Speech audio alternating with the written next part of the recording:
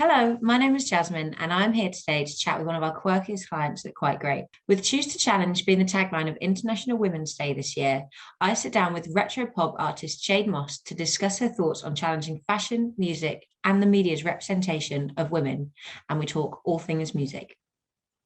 So starting off, just tell me a little bit about your music for anyone who may not have heard of you before. My music is it's quite vintage. It's got like a vintage sort of vibe to it, mixed with contemporary soul and a bit of jazz as well mixed in. I think my voice is very jazzy and just naturally. But I can kind of throw it in a few different ways, if you know what I mean. So I can get quite a lot of different styles from it. But yeah, my voice is very jazzy naturally, for sure. It's quite heavy and dark. What artists have you taken inspiration from musically? I do love like all the 1940s sort of singers. I love all, like the vintage singers, sort of Billie Holiday and all that kind of stuff. But I do love like Lauryn Hill, and I love Kate Bush, which is completely different, but I love Kate Bush. I love Grace Jones. There's quite a few. I mean, I'm definitely open to lots of different styles. But yeah, my favourites, I've got to say,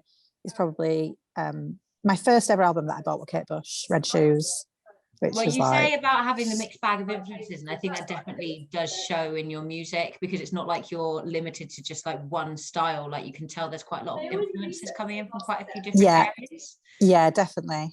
And is there anyone that you've taken your style inspiration from? Because obviously your style goes quite similarly with your music, but it's quite sort of retro, it's quite different. Or do you consider your style to be like truly unique? So basically my style would be like contemporary prints, but with old-fashioned vintage cuts. So when I say like vintage cuts, I mean like 1930s and 40s shapes with brand new modern day busy, colourful sort of prints, basically. I wouldn't say that anyone else is sort of doing that sort of thing. And then when I do make things, I get a lot of things made, or sometimes I'll make them myself, but in general I get, like, I've got a girl that I work with that's really brilliant, and she makes things. We'll sort of collaborate on the design and the print. She always gets like cuts that are really like, quite flattering, but like really shapely and kind of quite structured. So for like stage stuff, I'm definitely going to be wearing some pretty weird. And an artist's image could be argued as one of the most important factors of like your branding. So do you feel image is an important part to get right as a musician? I do, yeah. I mean, when I first ever sort of started taking it all seriously and started like, doing it full time, I kind of made it really clear to the label that I'm with that I feel that my image is really important. Like I want to make sure that it's like me. I don't want to be like, I want it to be really sort of a strong, colourful, interesting image. And I guess that's more from the fact that the majority of my life has been working in fashion. And I also feel like it's quite interesting if you've got a bit more on, like something a bit different, you've got to look a bit more interesting, I think. Otherwise you're not really going to stand out. So it's definitely authentic to me, the style that I go for sure. And your style, like the way you dress, is very similar. Like obviously the artwork for Hey Babe, which will make appear here, is obviously very it's very pink, it's very colourful, very retro, almost like the colours sort of borderlining a bit sort of like pop arty, and it's just really bright. And it is like, it's just very similar to the way you dress. Like if you were to put you there and your artwork there, you could see that you two go together.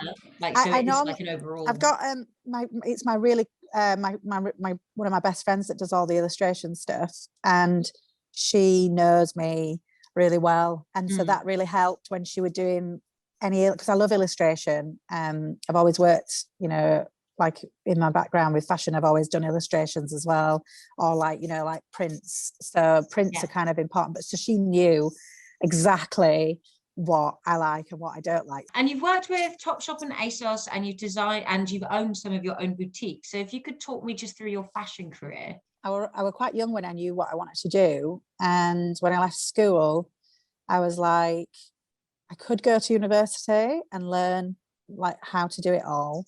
I'd already learned how to sew because my great grandma showed me how to sew. So I kind of already knew how to make certain things. And I ended up starting off working in vintage fashion because I was going through like a stage where I was like, I loved all the vintage stuff. And my uncle said to me, you should get yourself to there's like rag mills in Yorkshire where I'm from. Mm-hmm. And that's where a lot of the vintage comes from. It's kind of like goes into a rag mill and then it gets sort of sourced into different piles. And then it used to get recycled. Can you believe it? Some of the most amazing things must have got recycled then. But it used to get recycled, and you could go into these mills and pick things, and there'd be like a conveyor belt with pickers on it, and people that would pick it for different things like shoes, boots, belts, whatever. So I used to say to the guys that were picking, if you see anything like this, put it to one side and I'll come and collect it. And then I'd give them a bit of cash. So that's how I started. So I used to go in, get loads of stuff for myself. And then I started getting stuff for friends. And then I started selling it. And it just went from selling it to wholesaling it, and wholesaling it to like vintage markets like Camden. And that's kind of what brought me into London in that sense. Then I went and got a manufacturer to design. So I had loads of designs that I'd designed, like they were a mix of vintage and modern. Like we again, like what we were talking about before with the prints. So I started putting that mix together, and it really worked. And then I opened my first tiny little boutique, and it was the first tiny little, it was like a shoebox with just 2 rails in it, basically. And then we had Topshop come round, and I didn't know it was her, obviously. She's one of the buyers, and she just sort of had a little look at everything. I didn't know who she was, just looking. Then she must have emailed me a bit like a couple of weeks later going, we'd like to take your collection as a concession if that's something you'd be interested in. And I was like, yeah, straight away. So obviously I went on to so that's how it started. And then ASOS I wholesaled to ASOS, so they took my designs and we wholesaled directly to them. And then I ended up working with lots of different boutiques in London and Europe, and it just grew from there. And then I opened a second boutique. Obviously I moved from the tiny little boutique to a bigger boutique, and then got a second one. And I just shouldn't have done all of it in one go because it was too much. I did sort of do a bit too much. It just sounded quite like overwhelming, like it was quite a lot of just. And I had a factory as well. So. Oh wow! Okay. So I opened a factory because I realised that it would taking a long time for my samples to be made and being sent to me, and then getting the designs or the orders made. So I was kind of having to learn the hard way and like lose money, and it were a nightmare, to be honest. So I thought, right, I'm going to have to do my own factory. So I did a manufacturing factory here in London. Do you miss it? I do miss it. Now and again, but you just get to that stage in life sometimes where you're like, I don't know if I'm getting any enjoyment out of this. I just feel like I'm doing admin. After that, for a while, I did have like a print label that I was running for a while, where I just basically designed and sold prints to companies that used to use them. And I can still do that. I mean, I still get, people wanting me to do that now, but just don't have the time now. Yeah, of course. With all the music. And obviously it's no, like we spoke about this before the call, like it's no secret that fashion has discriminated against sort of larger women. Like obviously we said that things have improved, and that's worth recognizing. But in what ways would you like to see women represented in fashion who aren't the standard sort of size 6? I feel like it'd be really nice, instead of using it as a bit of a gimmick, which they do on catwalks and stuff sometimes, in my opinion, it comes across like, look what we're doing, we're using curve women, and they don't use them all the time. I feel like they should always have a mix of different shapes and sizes coming up and down the catwalk. I think that would be healthier for everybody. Yeah. And have like a mix of it. And it'd look amazing, because then certain garments would look better on certain people, because obviously not every garment's going to suit everyone's shape. But they could also, then they are really designing for women. Yeah. Rather than the catwalk show. Which is sometimes. And do you think this could apply to the music industry as well? Well, for me, I'm a size 14, so I'm not the perfect size for a music video, for example, if you know what I mean. Like if you look at music videos, generally, they are, with exceptions, obviously, but they are generally kind of, you get them models that come in for a dance, and they're never really like a size, I'd say they're not really ever a size 12 to going on, they're never really 12, 14, 16, 18 are they? They're always kind of sort of 6, 8, 10 really. And the reality is, again, it's just a load of rubbish, because you know, like we were talking about before, like the average dress size is like a 16 in the UK. So if that's the case, then they're kind of not really catering for everybody. And I think it's a shame, because I know loads of some absolutely stunning, beautiful women that are size 16, 18, 20, and they look great because they're taller as well sometimes, or whatever. Yeah. It's just like everybody's got different shapes, different. And I just feel like that it should be, people need to be more inclusive. They need to start being more inclusive to everybody, and just instead of making people feel insecure.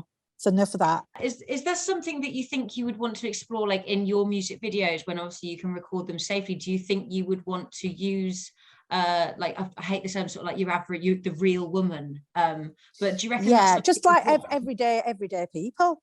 I feel like definitely, like I'm doing a song called Backbone Woman, and we've got we're actually just been recording it this week, and it's basically about kind of self-worth. It's a bit actually about kind of not just taking, you know, just sort of like, sometimes people just sort of sit in problematic situations and they'll sort of stay there for as long as they can.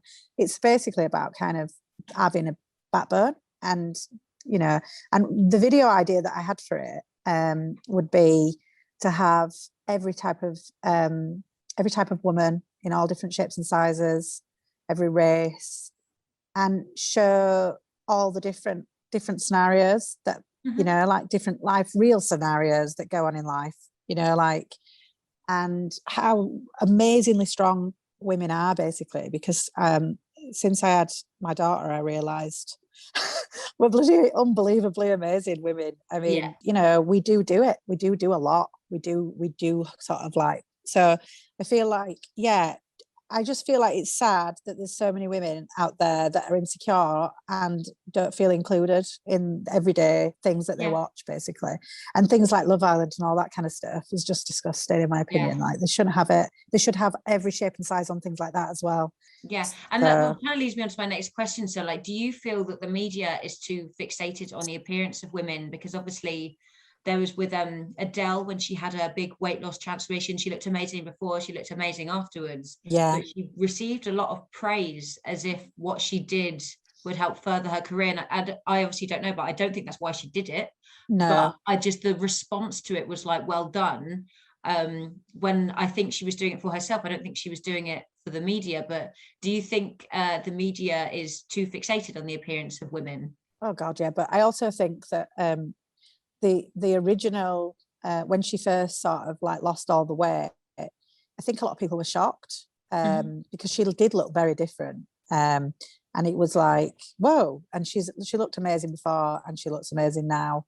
But I think, you know, I didn't like some of the things people were saying, in the sense of like, oh, you know, so actually I think she got a lot of people saying on Twitter and stuff that she's not the same because she's lost the weight, which I actually just felt a bit not sure that that's a good angle. That's not a good way of literally doing in a no-win situation. Like, and I just thought, look, it's what you want to do for yourself in life, like what you feel comfortable in, how you want to feel comfortable in your own skin. And if that's size whatever she was before, probably, I don't know exactly what she was before, but whatever she was before, if she felt comfortable, we all were happy for her to stay like that. But if she wanted to go down to a size 10, 12, whatever she's now, it should just be up to you, you know, like. And also, like, if she wanted to just be healthy or feel healthier, you know.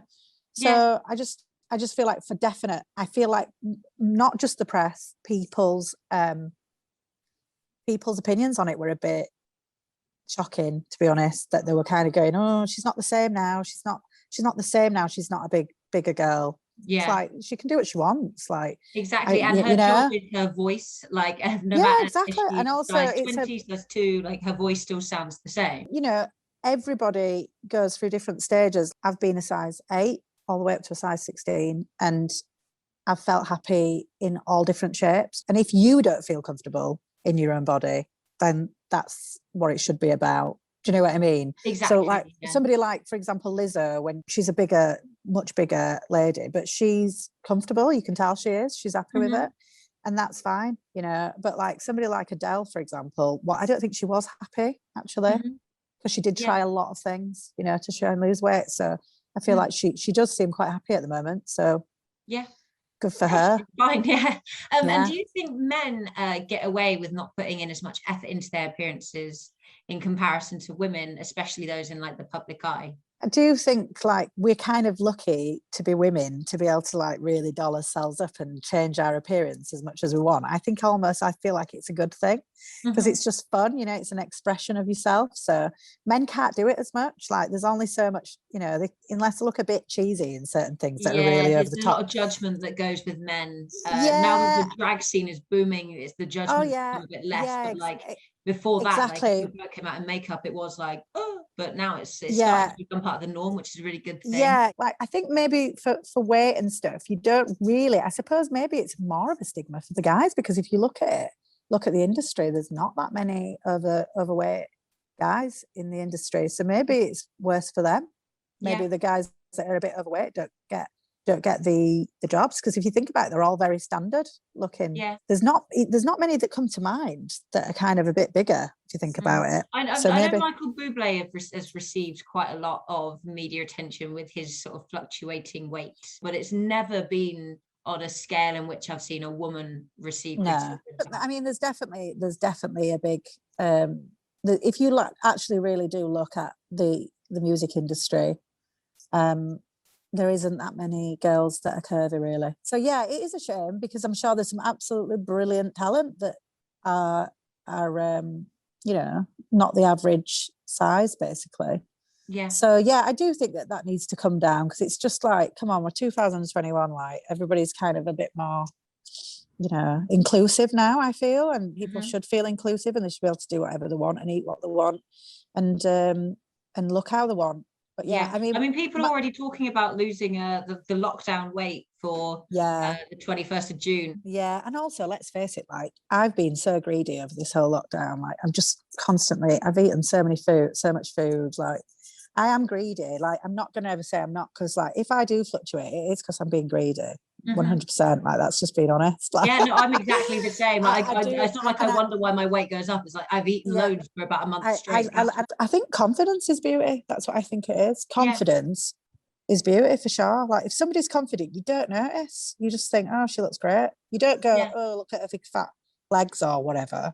If they're confident, if they're nervous or insecure, then you notice things more. I think it's I completely agree with you on that. Like when we talked about Lizzo and stuff earlier, I know she's a big girl, but I think she's one of the most beautiful women working in the music industry today, because like just the way she is and how happy she is, it just like radiates out of her. Happiness and confident and just feeling like good in your own skin is definitely. And I think as you get a bit older, you start going, oh well, who cares? And if obviously, you know, men are not don't like you because you've got a bit of extra fat on your belly, then they're not worth bothering with anyway, are they? Exactly. I wouldn't go out with anyone like that. I'd be like, And finally, if you could just talk me through your upcoming music projects for 2021. Are you intending on gigging? Have you got anything? Yeah, well, I'm going to try and do some events, you know, like different sort of shows sort of thing, like different you know, when you go